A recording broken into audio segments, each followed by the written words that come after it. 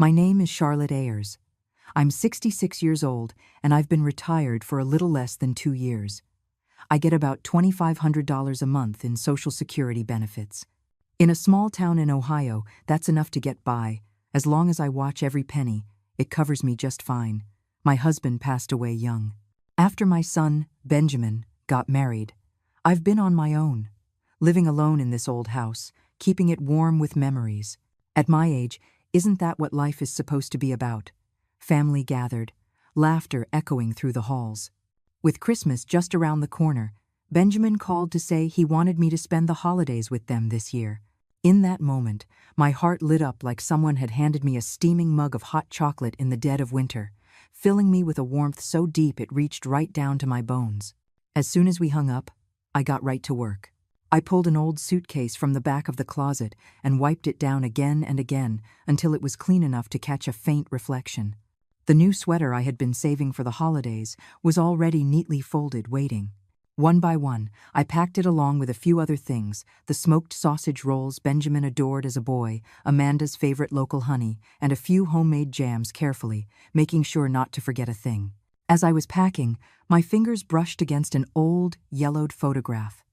Benjamin was just a teenager in that picture, his wide grin beaming, those two little front teeth peeking through. Beside him stood a younger me, hair thick and black, a confident smile on my face, eyes brimming with a fierce, unwavering hope for life. The decades had passed in a flash. My whole life, I gave it all to this family, to Benjamin.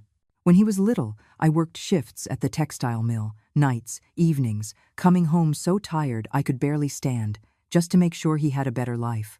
When the mill shut down, I sold goods at flea markets, did odd jobs, whatever it took. I fought tooth and nail so Benjamin could go to college, so he could have a good start in life. It was only when he was settled, married, with a stable life of his own, that I felt like I could finally breathe. Retirement has been simple, like a plain glass of water. It was only when I saw Benjamin and his family that life tasted a little sweeter. I just didn't know that sweet sip was already laced with poison. When I arrived at Benjamin's apartment building in Chicago, the elevator doors opened and Amanda was already there, waiting. She smiled brightly and rushed toward me. "Charlotte, you finally made it. It was freezing outside. Come on in." She took my suitcase with cheerful hands, bustling about. Sit, I'll get you some hot tea to warm you up." Benjamin poked his head out from the study, a tired smile on his face. "Hey, Mom." He looked drained, with dark circles under his eyes.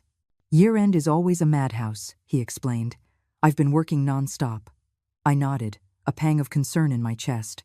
"You only get one body, honey. Don't run it into the ground."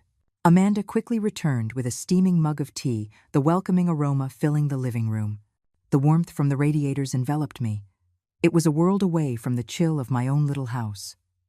Amanda tucked my suitcase into the guest room and hurried to start dinner.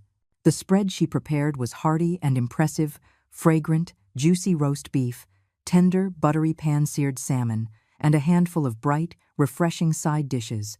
Her cooking had improved immensely. I couldn't help but praise her, and she laughed, her eyes crinkling. "I'm so glad you like it. You should come more often. I'll cook for you every day." But for all her easy smiles, there was something a little too polished, a little too eager.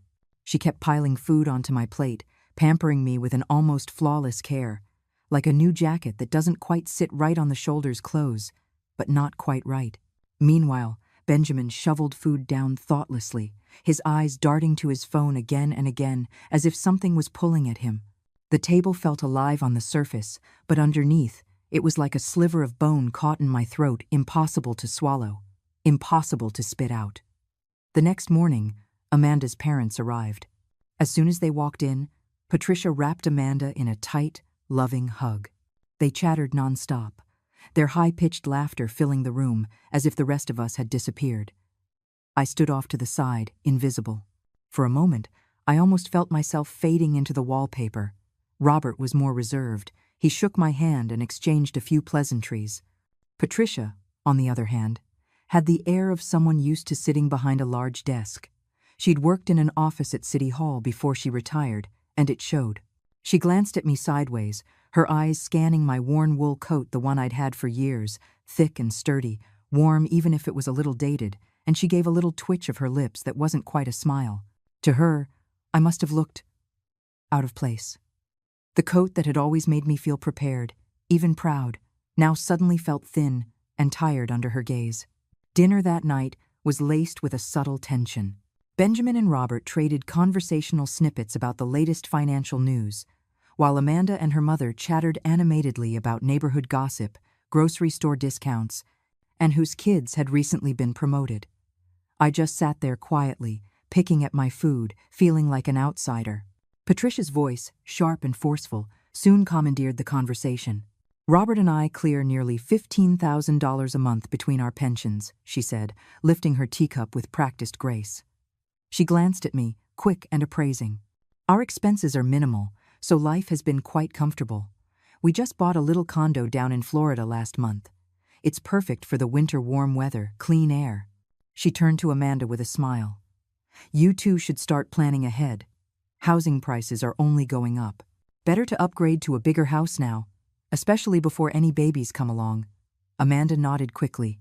"We're working on it, Mom." Then Patricia's gaze shifted back to me, her tone dripping with false concern. "And Charlotte, how's your health holding up? Amanda told me your pension isn't very high. Are you able to cover your daily expenses?" Her voice was light, but there was a glint in her eye, a subtle but cutting judgment. I forced a calm smile, though something tightened in my chest. "I make about $2,500 a month. It's enough for my daily needs. My health is about the same, some old aches, but nothing serious." "Oh, 2,500. Patricia drew the words out, arching her eyebrows slightly, her voice filled with a delicate, almost imperceptible pity. I picked up my teacup, hiding behind it, concealing the sting of pride that washed over me. Only now, at this age, did I truly understand, for some people, your entire worth is summed up by the numbers in your bank account, and mine didn't even earn me a polite nod in their world. After dinner, Benjamin called Robert into the study to consult on some investment matters, leaving Amanda and Patricia on the living room sofa, half watching TV, half whispering to each other. I felt exhausted, not in my body, but deep down, where the hurt settles and won't leave. I excused myself, saying I needed to rest, and retreated to the guest room. It was a small room, but clean and bright. A small potted ivy sat on the nightstand, its leaves, lush and green, giving off a quiet, tenacious vitality. Inside me, though, everything felt heavy and stuck. I sat on the edge of the bed, staring out the window at the dull gray sky, my mind drifting. I thought about the winter Benjamin wanted those expensive basketball sneakers, how I worked a full week of night shifts at the warehouse just to afford them. I thought about his college years, when I sent him every hard-earned dollar while living on ramen noodles and tap water myself. I thought about his wedding, when I emptied my savings and even borrowed from friends to help him with the down payment on their first house. I've never done anything extraordinary in my life. All I ever tried to do was make things easier for my son. I always thought that would be enough, but now it felt like it was never even close. I stayed in the guest room for a long while before finally getting up, needing some air. I opened the door carefully and was about to step out when I heard low voices coming from the living room. It was Amanda and Patricia, speaking softly, their words quiet but clear as a bell in the silent house. "Mom, what is that old woman going to do with $2,500 a month? She gets by now, but what happens when she gets sick? Am I just supposed to drop everything and take care of her?" Amanda's voice, tinged with a barely concealed irritation, struck me like a hammer blow. My foot froze mid-step, pinned to the floor by an invisible force. "Exactly. I warned you," Patricia said coolly, her voice sharp and precise. "That measly pension of hers barely covers her expenses. If she gets sick, she'll be a burden on you." I held my breath, my palms slick with a cold sweat. I tried to retreat silently, but their words clawed at my ears, refusing to let go. "What's the point of keeping her around?" Amanda muttered, a low, bitter whisper that cut me to the core. $2,500 a month wouldn't even cover a halfway decent home care nurse. "That's why," Patricia said with a terrifying calm, "you need to get the house sorted out while she's still clear-headed. Get her to sign it over to you and Benjamin before it's too late." "The house?" Amanda sounded hesitant, but there was a greedier tone underneath. "That house is old, but it's in a good location. We could probably sell it for 300, maybe 400,000. "Exactly," Patricia pressed, her voice seasoned with a cold calculus. "You need to get it in your hands. Otherwise, if she loses her mind and leaves it to someone else, you'll have no one to blame but yourself. And besides," Amanda added softly, "she's been coughing a lot lately, and she looks pretty pale too. Who knows how much longer she'll hold on." Those words sliced through my heart like a blade, sharp and merciless. I felt the blood in my veins turn to ice. My limbs froze. Even breathing hurt. A pain, a rage, and a deep, gut-wrenching sense of betrayal washed over me, drowning me completely. I always thought that Amanda, despite her little moments of pettiness, at least respected me as her mother-in-law. I never realized that to her, I was just a negligible burden, an aging liability to be managed, perhaps even discarded when I became too heavy. All those smiles, the warm welcomes, the carefully prepared meals. It was all a performance. And now I had seen the script before the final act. I bit my lip so hard I could taste blood. Tears burned at the corners of my eyes, but I held them back. I couldn't fall apart here. I couldn't let them see me break. I backed into the guest room, moving like a defeated soldier, retreating from the battlefield. My chest felt torn open, but deep inside, a painful clarity took hold. I couldn't stay here another minute. This home, with its hot tea and cozy rooms, had become a gilded cage. Without hesitation, I yanked open my suitcase and started throwing my things back inside, one by one. My movements were cold and mechanical, as if I were burying the last shreds of my dignity. The new wool coat I'd bought for the holidays. The smoked sausage rolls I'd spent days preparing. The jar of homemade jam I'd wrapped so carefully. It all felt like a cruel joke now, mocking my foolish hopes. I fumbled for a pen on the nightstand and, with trembling hands, scribbled a short note. Our neighbor, Ellen, had an emergency. I went over to help. Don't worry. The handwriting was crooked and messy, a mirror of the chaos raging inside me. I took a deep breath, grabbed my suitcase, and quietly opened the door. In the living room, the television was still droning on. Amanda and Patricia were deep in conversation, laughing softly, oblivious to everything. Head down, I made my way to the door, slipped on my shoes, and silently opened the front door. In less than 30 seconds, I was outside. The wind hit my face, raw and biting, but no amount of winter air could match the chill that had already settled deep inside me. I didn't look back. I gripped the handle of my suitcase and just kept walking, one step after another, into the night. When I got back to my little house, the sky was already pitch black. I didn't bother turning on the lights.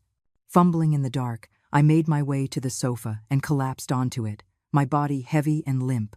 The suitcase was abandoned by the door, slumped against the wall like a stray dog no one wanted. The house was eerily silent, broken only by the occasional sweep of headlights across the windows, casting fleeting, pale shadows across the room. In the darkness, I could hear my own heart beating. And then, finally, the sobs I had been choking back all night. Tears came in a hot rush, scalding against my cold hands. For the first time in my life, I felt completely alone, utterly abandoned. The family I thought I could lean on, the bond I had spent a lifetime building. It had all been constructed on the flimsy foundation of money and convenience. In their eyes, I wasn't even worth that. Just an old woman with a measly $2,500 pension, a future burden to be gotten rid of as quickly and quietly as possible. I don't know how long I cried. Long enough for my tears to run dry? Long enough for my heart to turn cold? No, I wasn't going to resign myself to this. I couldn't. For once in my life, I needed to live for myself.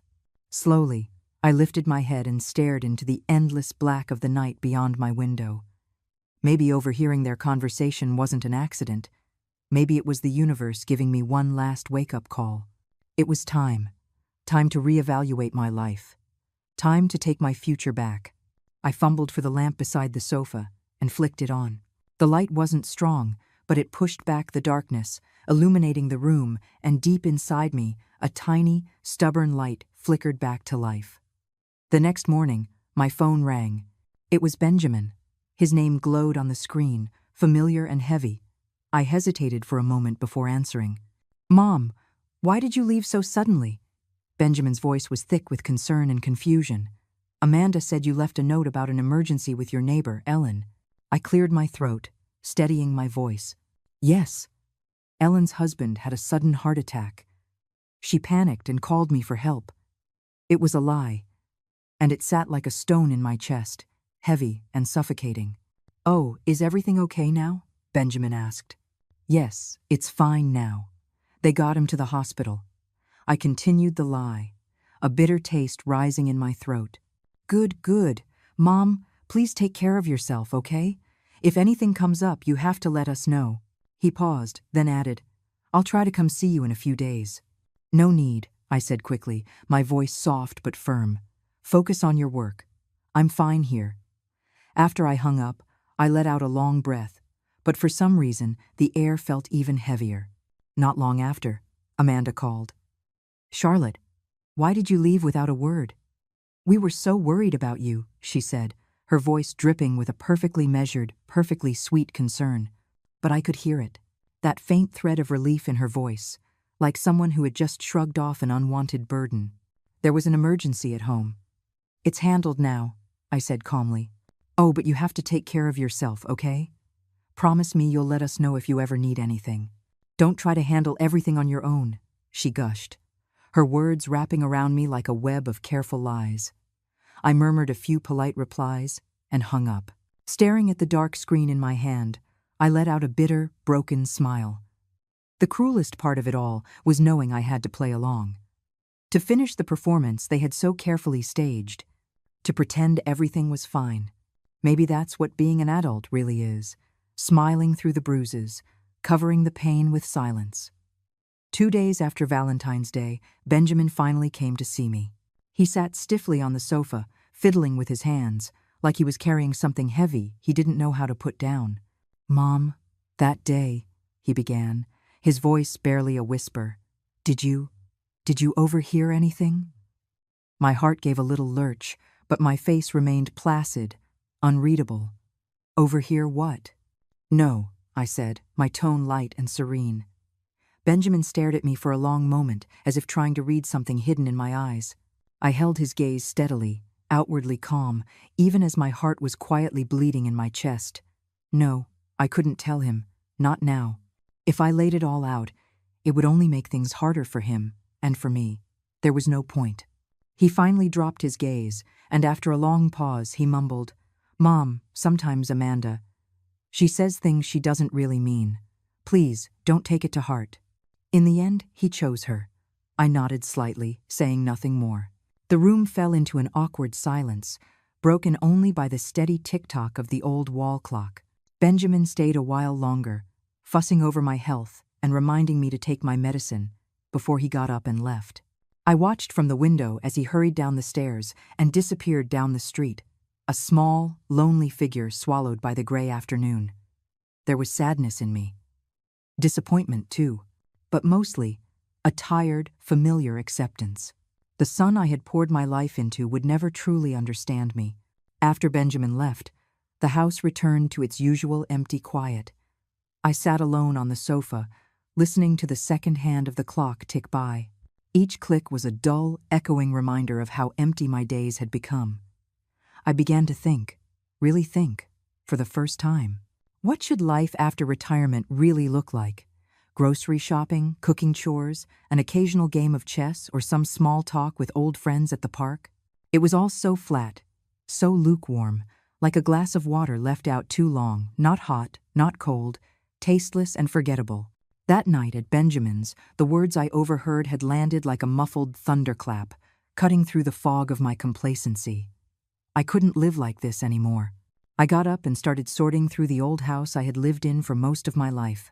I threw open dust-filled closets and pulled out heaps of forgotten odds and ends. Piece by piece, I sorted through them, tossing the useless things into trash bags, carefully setting aside the ones that still meant something. Buried deep within an old wooden chest, I found relics from another life. Yellowed photo albums, One showed me in work clothes, smiling brightly at the factory. Another showed me and my late husband on our wedding day, him in a sharp suit, me in a simple white dress, shyly leaning into him. And then there was Benjamin, chubby and rosy-cheeked, a little boy with a beaming smile. Tucked between the photos were certificates I hadn't seen in decades. Outstanding worker, senior technician, and then a faded, old membership card for the local photography club. I picked it up and gently blew the dust off, running my fingers over the faded gold lettering. And just like that, the memories came flooding back. As a young woman, I had loved photography. Even when money was tight, I saved for months to buy my first camera, a used Canon AE1. Everywhere I went, the camera went with me. I even joined the City Photography Association, learning the tricks of the trade from seasoned photographers. A few of my photos were even featured in the factory's internal newsletters. But life got busier. Bills needed to be paid, Benjamin needed raising, and slowly, photography faded into the background. The camera was relegated to a corner, forgotten under a layer of dust. Remembering it now, those days spent chasing light through a viewfinder were some of the purest, most authentic moments of my life. Hard, yes, but so real, so full. I carefully set the old membership card down and felt a surge of something I hadn't felt in years. A spark of excitement. Why couldn't I pick it back up? I still had time. I still had the strength. I refused to let the rest of my life play out in muted silence, unnoticed by anyone. I rummaged through the closet and, after a bit of digging, I finally unearthed my old Canon camera. I wiped it down with trembling hands, clearing the dust from its body. It was old, a relic, but it was still whole, still beautiful. In that moment, I made a decision. I would enroll in a photography course at the local community college. I would start over, on the right foot this time. My biggest enemy wasn't sickness. It wasn't loneliness. It was surrender. And I was done surrendering. The next day, dressed in a clean, neatly pressed sweater, I walked into the admissions office at the local community college. The admissions officer was kind and patient, helping me enroll in an introductory photography class. Seeing the words Photography 101 printed at the top of the registration form made my heart pound with a mix of nerves and excitement, just like the first time I ever collected a paycheck. Clutching my brand new student ID, I walked out of the building into a sunny afternoon. The light felt like a blessing on my shoulders. In that moment, I could almost see the woman I was in my 20s, camera in hand, eyes wide open to the world. Life at the community college turned out to be even more enriching than I had imagined. Most of my classmates were retirees like me, rediscovering parts of themselves they had left behind. They were full of laughter, easy conversation, and stories that tumbled out of them a mile a minute. Our instructor, Mr. Peterson, was a retired news photographer with a sharp wit and a bottomless well of stories. Every lesson was packed with humor and wisdom, and even his smallest anecdotes had us roaring with laughter. I threw myself into learning. And before long, I found a group of kindred spirits. There was Marta, a former architect, whose photographs of building structures were breathtaking. Tom, a retired philosophy professor who had a passion for capturing street life and candid human moments. And Linda, a bubbly soul whose photos were always bursting with flowers and blue skies. We clicked right away and formed our own little photography group, giving it a funny name, the Golden Lens Club. Every weekend, we would go on photo walks together. My old Canon was clunky compared to everyone's modern gear, but the black and white images it produced had a depth and a soul that no new technology could replicate. Later, encouraged by Mr. Peterson, I saved up a few months of my pension and bought a beginner's DSLR camera. I started learning post-processing techniques, diving into the world of light adjustments, cropping, and color grading. Suddenly, my days were filled with purpose and joy, studying the light, framing shots, tweaking camera settings, perfecting the vibrancy of a photo. I felt like I had traveled back to a time when I was strong, alive, and full of energy. Where time once trickled by like a dripping faucet, now I found myself wishing each day had 30 hours instead of 24. Not long after, the community center announced a photography exhibition titled Living Our Best Lives. Our Golden Lens Club submitted a few pieces.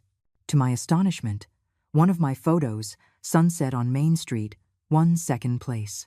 The photo captured a quiet small-town street, bathed in a golden twilight, with an old man sitting peacefully on his porch, a pipe between his teeth, completely at ease with the world. That old man was Walter, Ellen's husband, sitting right outside their house on Main Street.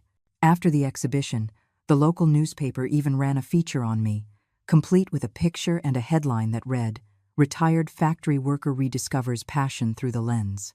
Holding that newspaper in my hands, seeing my name and my picture in print, a deep, indescribable pride welled up inside me. It turns out there are countless ways to live out old age. Just like in photography, change your perspective, and the whole picture transforms. I was no longer anyone's burden, anyone's afterthought. I was the protagonist of my own life. Somehow, Benjamin got a hold of that newspaper article and showed up at my house shortly after.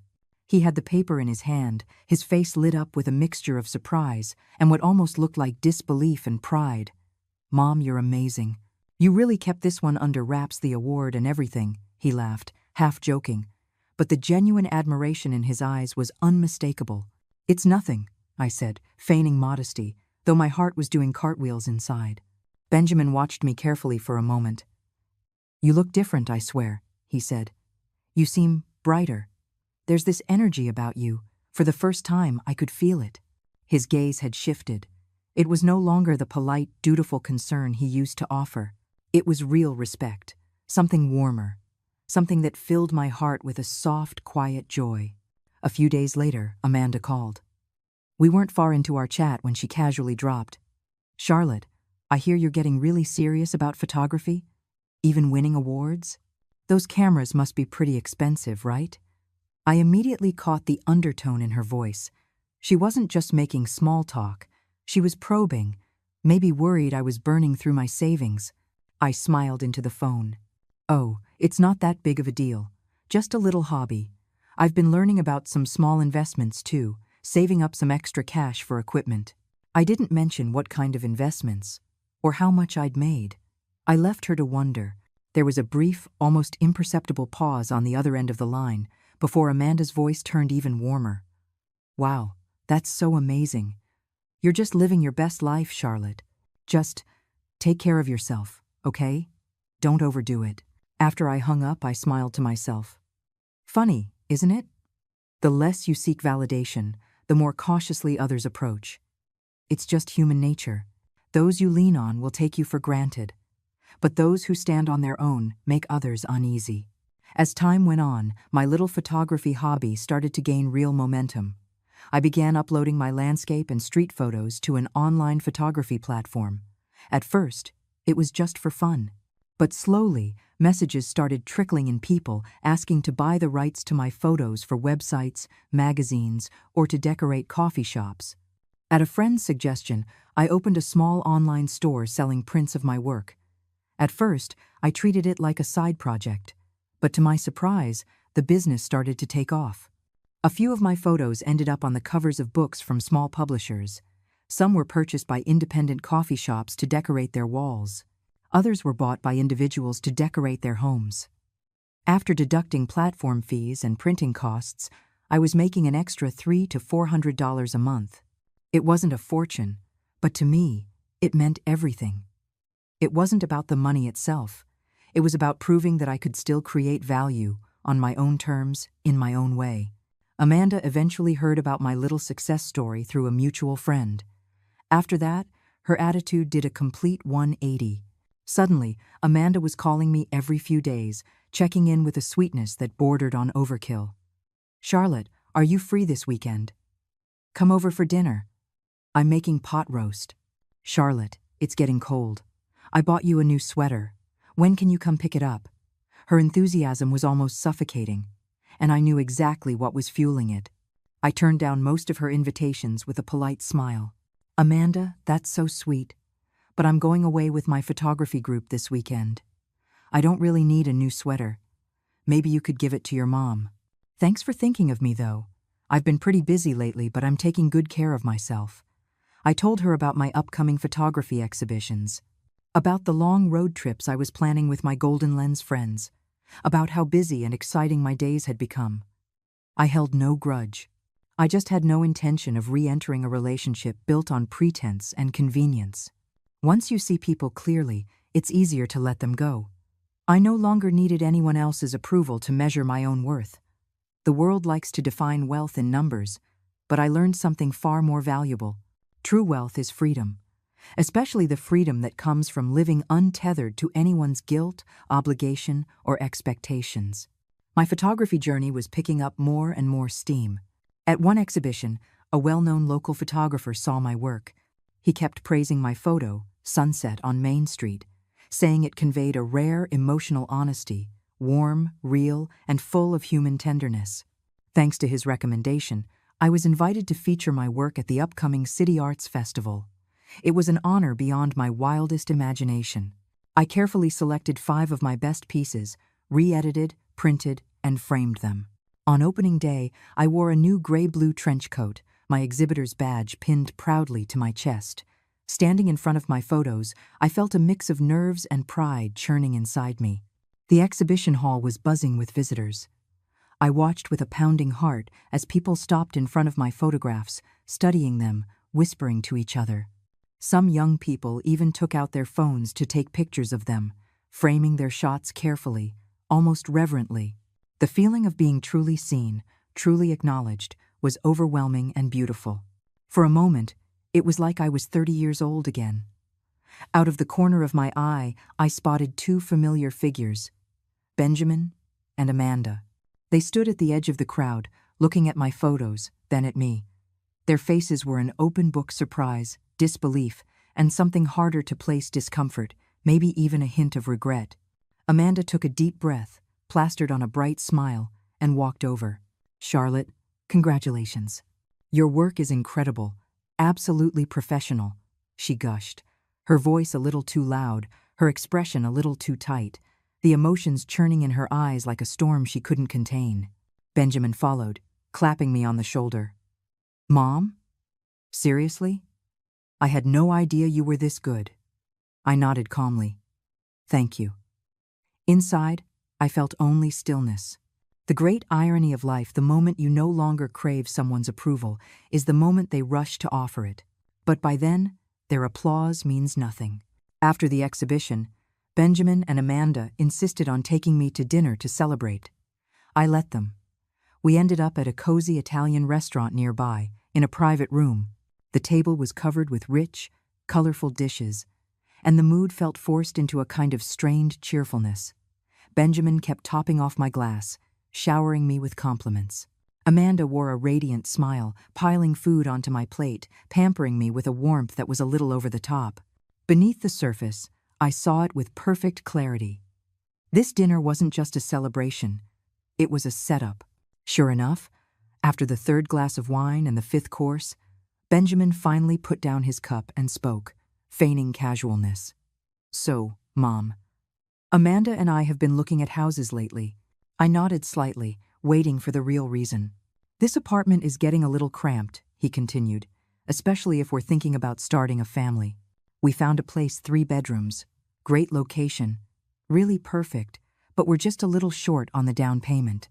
He shot Amanda a quick look. Amanda immediately leaned in, her voice syrupy sweet. "Charlotte, we were thinking, since your photography has been going so well, winning awards and selling pieces and all, maybe you could, help us out a little." Her eyes were bright with expectation, barely concealing the urgency underneath. In the end, it was the same old dance. They wanted money. I smiled to myself. What a predictable routine. I put my silverware down slowly, dabbed my mouth with a napkin, and looked at them, perfectly calm. "A new house sounds wonderful," I said smoothly, as if commenting on the weather, "but I'm afraid I won't be much help." Amanda's smile faltered. Her voice sharpened slightly. "Why not?" "Well," I said, gently tapping the rim of my water glass, "photography isn't exactly a cheap hobby. New equipment, travel expenses for shoots. And lately, I've been pooling funds with a few friends to open a small photography studio. It's going to require a considerable upfront investment." I let that sink in before delivering the final blow, still smiling. "Besides, I'm planning a big trip to Alaska later this year to photograph the northern lights. I've already got the money for that all set aside." Benjamin ducked his head, pretending to take a sip of tea. Amanda's face tightened, disappointment and barely concealed frustration flashing across her face. "How interesting. When you finally build a world of your own, they are left on the outside, knocking at the door in vain."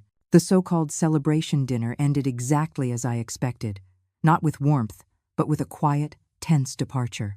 A few days later, I received an unexpected call. Patricia, Amanda's mother. Her voice was gushing with enthusiasm, heaping on praise so thick it almost dripped through the receiver. She called me an inspiration, full of hidden talents, and insisted I was living life to the fullest. Then came the real reason for her call. "Charlotte, are you free soon? Why don't you come over for tea? We can catch up." All my instincts went on high alert. Still, I agreed. I was curious, what were they really up to? When I arrived at their house, Patricia greeted me like a long-lost celebrity. The tea flowed endlessly, a spread of imported pastries covered the table, and the compliments kept coming like a broken faucet. Robert, Amanda's father, sat stiffly to one side, looking like he wanted to disappear, managing to force out an occasional awkward chuckle. After a grueling round of small talk, Patricia finally dropped the act. She leaned in closer, her voice dropping to a honeyed whisper. "Charlotte, there's something I wanted to mention. My son, Amanda's brother, David, he's working on an incredible project right now. Huge potential. It's really big." She lowered her voice even more. "He just needs a little startup capital." I smiled coolly to myself. There it was. Finally, Patricia pressed on, her voice syrupy and insistent. "I mean, I know you have a good eye for investments lately, and with your photography sales going so well, why not get in on it? It wouldn't take much, maybe 100,000. There will be dividends by the end of the year, much easier than earning it one photo at a time." The glint in her eyes was unmistakable. She wasn't seeing me anymore. She was seeing a walking, talking ATM. I lifted my teacup, blew gently on the rim, and said slowly, "Patricia, thank you so much for thinking of me, but I'm afraid I can't help." Her smile froze. "Why not?" she asked, struggling to keep her tone light. "To be honest," I said, setting my cup down carefully, my expression as serious as hers was fake, "I just partnered with some friends to open a photography studio. I'm pretty much tapped out. At this point, I couldn't squeeze out a single dime if I tried." "A photography studio?" Patricia blinked, clearly not expecting that. "That's right," I said with a bright smile. "We're just getting started, up to our eyeballs in it." Her expression soured slightly, but she forced another brittle smile, and the topic was dropped. People reveal their true selves when they think you have something they need. When you're down and out, they ignore you. When you shine, they rush to place a crown on your head. This kind of cheap affection? I had long since learned to smile and politely decline. As for my little studio, it was barely up and running, but we had already landed our first big contract. A travel company fell in love with our photography style and hired us to shoot a promotional campaign for their new Northern Lights tour in Alaska.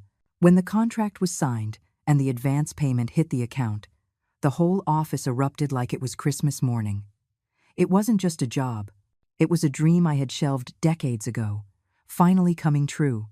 I threw myself into preparations with the excitement of a kid before a school field trip, researching weather patterns, upgrading gear, cleaning lenses. It was a beautiful frenzy. When Benjamin heard I was going to Alaska for a whole month, he called immediately. "Mom, Alaska? For a month? Are you serious? At your age? It's freezing up there. Are you sure you can handle it?" His voice was laced with concern, but underneath it, there was something else, something harder, sharper. "I'm great," I laughed. "I'll be with the whole team. We'll look out for each other. But a whole month? You're the backbone of that studio, and, all the travel expenses must cost a fortune?" There it was, the real concern. He was afraid I was investing too much in myself, cutting off the backup plan he had quietly kept in his back pocket. I sighed inwardly, but kept my voice cheerful. "Sure, it's expensive, but this time, the travel agency is footing the bill. As for the studio, Tom and Linda can handle everything while I'm away. Mom, maybe you should think about it a little more. No need. I cut him off gently. The ticket's already booked. I spent my youth tied down by mortgages, tuition fees, and endless responsibilities. Now, it's my turn. I'm not missing another horizon. Hassan was silent on the other end of the line. In our youth, survival was the priority, crushed by loans and obligations we never questioned. But as I got older, I learned the real lesson. Freedom isn't something you are given. It is something you earn, step by step, through effort and deliberation. Alaska turned out to be even more breathtaking than I ever imagined. The auroras danced across the night sky, spilling waves of light like an artist casting entire galaxies onto a canvas. We, a motley crew of veteran photographers, hauled our heavy gear out into sub-zero nights, trudging over frozen ground to capture every fleeting miracle of color. It was exhausting, cold, and grueling work, but my heart hadn't felt so alive in years. It was pure, unfiltered joy. Over the course of a month, not only did we complete the shoot successfully, but our little studio also earned its first substantial paycheck. And most importantly, on this trip, I met someone who would change my life. Her name was Emily Sanchez. She was 2 years younger than me and also a solo traveler chasing the northern lights. We met by chance at a small outdoor market in a quiet town. A conversation sparked, and before long, we realized we had much more in common than just photography. Emily had been a community college professor before she retired. Her husband had passed away a few years ago, and her children had scattered to other states. Now she lived alone, independent, vibrant, and full of stories. We talked about photography, travel, life, and somewhere in the second half of the trip, we became inseparable, taking pictures of each other, sharing meals, looking out for one another. With Emily, everything felt easy and light. There were no ulterior motives, no obligations, just a simple, genuine friendship. As the trip ended, she gave me a tight hug and smiled. "Charlotte, meeting you has been the best part of this whole adventure. When you're all recovered, next stop Iceland? The northern lights are even more spectacular there."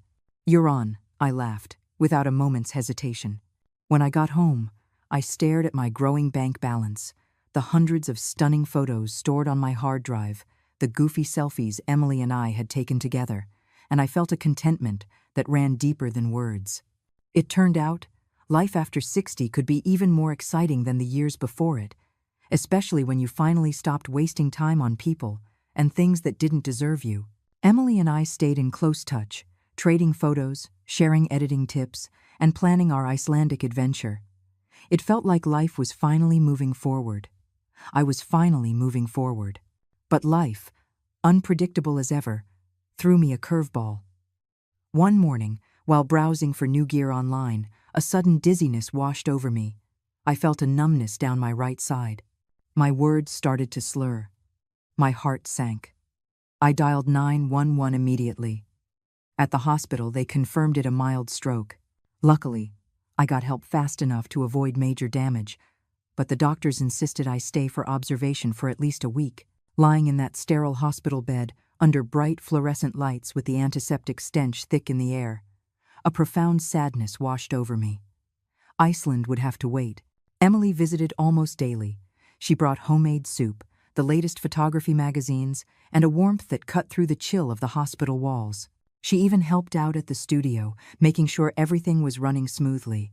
Her kindness was simple, pure, and real, like sunlight spilling through a frosted window.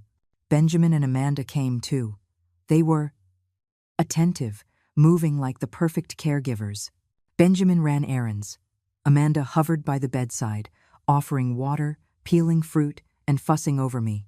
Watching them, I felt a complex tangle of emotions. I knew deep down how much of their concern was genuine, and how much was pure performance. A week later, I was discharged. The doctors advised me to take it easy, eat carefully, and avoid stress. The day I got home, Amanda made her move. "Charlotte," she said brightly, "since you're just out of the hospital, we're so worried about you being alone. Why don't you come live with us? We can take proper care of you." Her eyes shone with what she clearly thought was convincing sincerity. But I could smell the real motive, sharp and bitter underneath all the sweetness. Real care has no strings attached. Calculated filial piety always stinks. I leaned back on the sofa, cradling the mug of soup Emily had brought me, letting its warmth seep through my fingers and into my heart. "Thank you, Amanda," I said with a kind, firm smile. "But there's no need. I'm recovering well. I'm used to living alone, and I enjoy my freedom." I paused, then added casually, "Besides, Emily lives just a few blocks away. She can pop over if I ever need anything." I watched the flicker in Amanda's face, the smile that tightened just a little too quickly, the tiny glint of something sharp in her eyes. But she recovered fast, pulling the mask of the concerned daughter-in-law back on. Of course. It's just, accidents happen. We just want to be prepared." She hesitated for a moment, then lobbed the real bombshell, her voice light as a feather, almost offhand. "Charlotte, maybe it's time to think about getting a will drawn up? Not for any bad reason, of course, just for security. It's better to have everything in order than to deal with trouble later, right?" There it was. A fox can't hide its tail forever. I smiled sweetly, playing my part to perfection. "A will?" I said, scratching my head as if confused. "Oh, I don't really have much. Just this old house and a small pension. Enough to get by." Then I added breezily, "And my hands are so full right now, the studio keeps me busy. Maybe when things quiet down a bit, I'll think about it."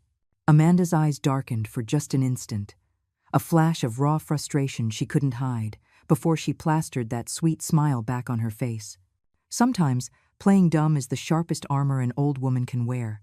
After the hospital stay, Amanda's attentiveness became almost comical. She used to call occasionally, but now she was at my house every other day, laden with organic fruits, supplements, and a syrupy sweet smile.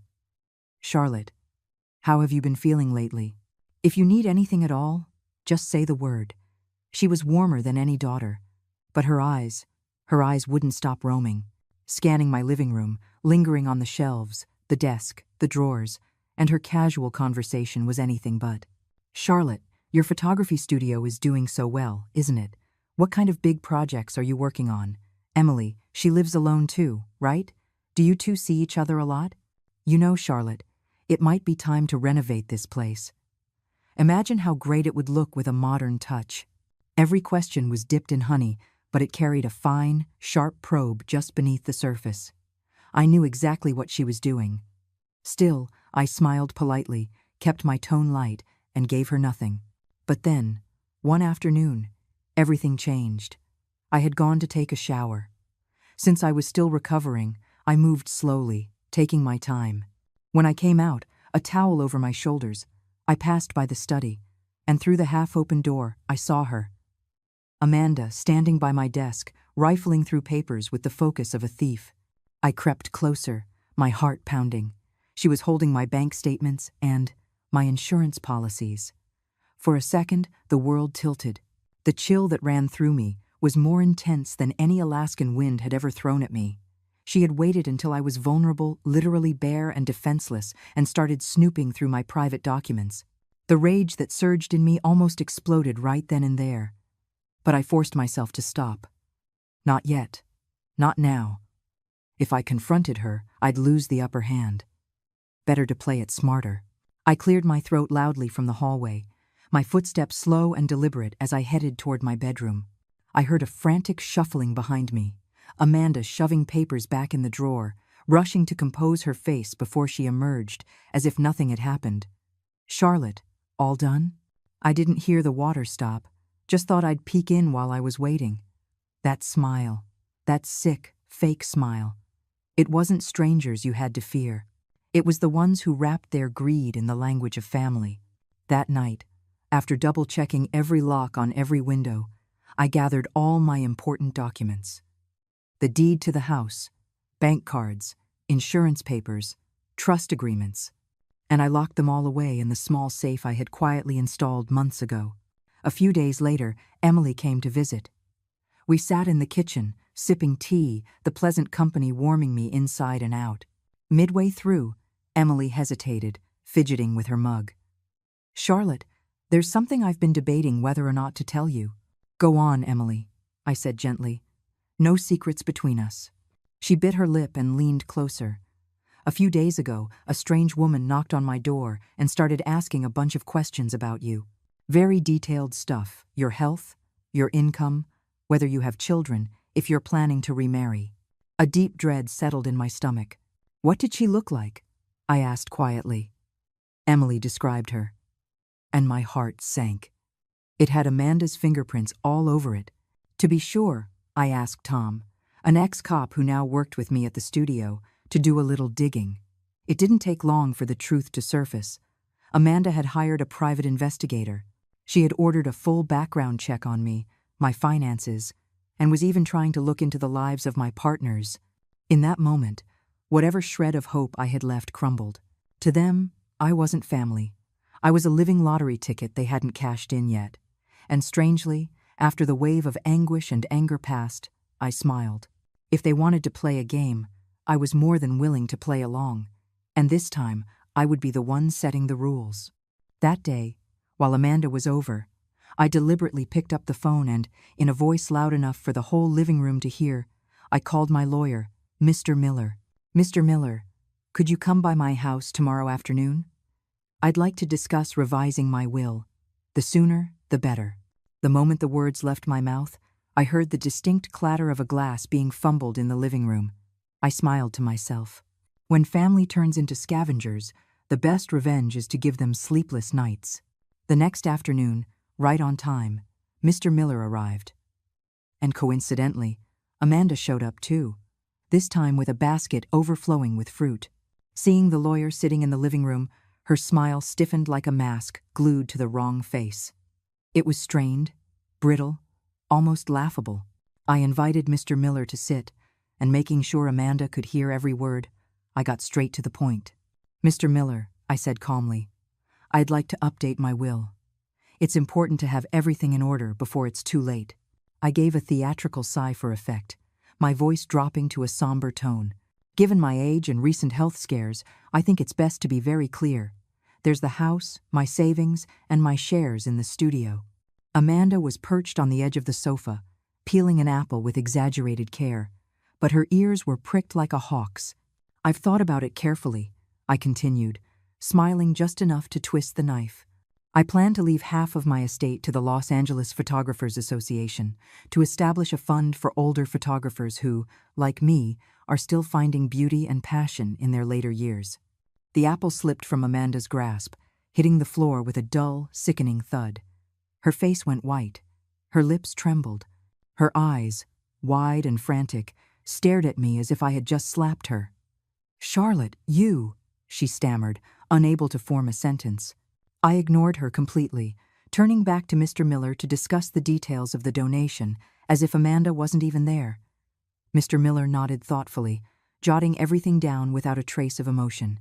When we were done and Mr. Miller had left, Amanda remained behind, frozen on the corner of the sofa, an empty shell of her usual cheerful self. "Charlotte, are you serious? Benjamin is your son." I looked at her, my gaze calm and unwavering. "I have thought it through," I said, my voice soft but firm. "Money is just money. I'd rather it leave a meaningful legacy than become a bargaining chip for those who never truly cared." Amanda's face contorted, the fake cheer dissolving into something raw and bitter, but she didn't dare argue. That night, I leaned back on my sofa and opened the feed from the hidden camera I had quietly installed in Benjamin's house a few weeks prior, aimed only at the living room. On the screen, Amanda and Benjamin were arguing heatedly. Amanda was waving her arms in frustration, her voice sharp and shrill. Benjamin sat, slumped, smoking one cigarette after another, his face a mask of despair. I watched them in silence, feeling no triumph. Just a sadness so deep it felt fossilized. The deepest pain in life isn't loneliness. It's realizing that even the bonds of blood can curdle into a cold, transactional hostility. I knew then this ugly charade had to end. The next day, I called Benjamin, Amanda, Patricia, and Robert, inviting them to dinner the following weekend. There was hesitation, tense and guarded voices over the phone, but in the end, they all agreed. On Saturday evening, we gathered at a quiet restaurant. The private room was dimly lit, casting a soft glow that did little to hide the tension at the table. Patricia's eyes darted around nervously. Amanda fussed with her fork, pretending not to notice the tremor in her hands. Benjamin sat stiff and grim, his jaw tight. Only Robert maintained some semblance of composure, but even he couldn't hide the unease in his eyes. The dishes arrived, untouched. The air thickened like wet cement. I cleared my throat, slicing through the silence. "I invited you all here to clear the air," I said calmly, my eyes sweeping over them before landing squarely on Amanda and Patricia. The room froze. Slowly, deliberately, I pulled a small black device from my purse, a voice recorder. Every breath at the table seemed to catch at the same time. I pressed play. "Mom, you know Charlotte only gets, what, a couple thousand a month in retirement? It's barely enough. If she gets sick, we'll have to take care of her, and we just can't." "Exactly. I told you, we have to plan ahead. She's already a financial liability. Better to get her to sign over the deed to the house now, while she's still clear-headed. And let's be honest, her health isn't great. She might not last that long." Amanda's and Patricia's voices rang out, loud and undeniable, each word landing like a slap across the room. This was the art of surviving betrayal, not by enduring it, but by choosing the exact moment to lay your cards on the table. The recording continued to play. No one spoke. No one dared. Amanda's face was ashen, her hands shaking as she gripped the edge of the table. Patricia sat with wide eyes, twisting the edge of the tablecloth in her fingers, panic seeping from every pore. Benjamin stared at Amanda with disbelief and barely contained rage. Robert sighed, his shoulders slumping in defeat as he closed his eyes to the wreckage unfolding before him. The truth was out, and there would be no going back. The recording finally stopped. I calmly switched off the device and looked around the table, my gaze steady, unflinching. "This recording," I said quietly, "but it cut through the room like a razor. I captured it during my New Year's visit to your home. I came with the simple hope of a family reunion. And instead, this is what I heard." I paused, letting the words hang in the thick, icy air. "So I left. Not because a neighbor had an emergency, but because my own heart was already frozen." Another pause. Then I spoke again, each word measured, deliberate. "These past few months, I've done a lot of thinking. Is a person's worth nothing more than the number in their bank account? Does living on a modest pension mean I deserve to be discarded, conspired against?" I smiled, not with bitterness or anger, but with a quiet, hardened clarity. I realized something. My worth was never in anyone else's hands to begin with, and it certainly isn't diminished by your contempt. My voice was clear and steady, cutting through the thick, suffocating silence. "And so," I continued, "I have officially updated and notarized my will. Every eye was fixed on me. Upon my passing, my house will be donated to the community's senior housing program, providing shelter for elderly residents in need. My savings will go toward my own care, my health, my travels to ensure I live out my final years with freedom and dignity. And the profits and assets from my photography studio will fund the creation of the Silver Dreams Fund through the Los Angeles Photographers Association, to support other senior creators who refuse to fade away." The room was suffocatingly quiet. Amanda's face was chalk white. Patricia kept her head down, silent and shamed. Benjamin's lips moved as if to say something, anything, but in the end, he just closed his eyes, the weight of it all crushing him. Then, the silence shattered. Robert slammed his hand on the table, a loud, angry crack. "You two," he said, his voice tight with rage and shaking with disappointment, "have gone too far. You have disgraced yourselves." He turned to me, his voice breaking, and gave a deep bow from his seat. "Charlotte, I am sorry. I am so sorry. I should have done more. I should have stopped this. Please, forgive us." Benjamin finally broke. He grabbed my hand, sobbing openly, completely undone. "Mom, I'm sorry. I am so sorry. Please, give me another chance." Amanda sat frozen, her head bowed, a lifeless sculpture of regret. I sat still, looking at them, not with triumph or vengeance, but with a deep, heart-wrenching sadness. The most fragile thing in the world isn't glass. It's family love, subjected to the crushing weight of greed. I turned to Benjamin, my voice soft but unmoving. "Benjamin, don't cry." He looked up at me, his face wet with tears.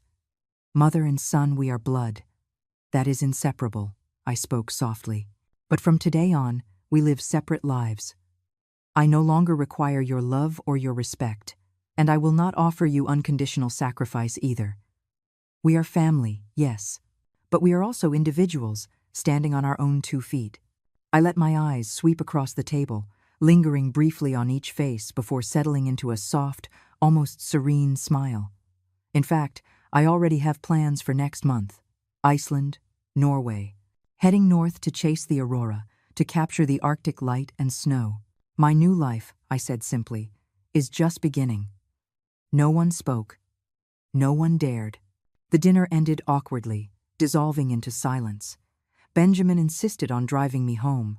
The whole way back, he gripped the steering wheel tightly, opening his mouth several times but failing to form any words. When we pulled up in front of my house, I reached for the door handle. Before I could get out, he grabbed my arm. "Mom," his voice cracked. Then he threw the car door open, and in an instant, he fell to his knees on the cold driveway. "Mom, please, I'm begging you, give me another chance." Seeing him kneeling there, his shoulders shaking with sobs, something inside me twisted. This was, after all, the child I had raised with my own 2 hands. I stepped toward him slowly, my heart aching, and gently pulled him to his feet. "Benjamin," I said softly, placing a hand on his trembling shoulder. "We all make mistakes. What matters isn't the apology in a moment of regret. It's the lifelong accountability that comes after." I patted his shoulder, my voice quiet and unwavering. "I didn't say I forgive you, and I didn't say I don't. Some fractures, no matter how you mend them, are never the same. Forgiveness doesn't mean forgetting, and family love should never demand endless sacrifice." 1 year later, Emily, 2 old friends from our photography group, and I set off on a road trip across half of America. We photographed the Native American culture on the quiet streets of Santa Fe. We gasped at the towering peaks of the Rocky Mountains. We captured the wild fireworks and raw humanity of Mardi Gras in New Orleans.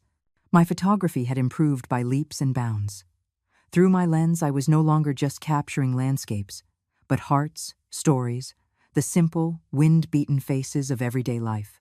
Our little photography studio had blossomed too, taking on documentary projects and community exhibitions. My retired life was more intense, more free, and more fulfilling than any chapter that had come before it.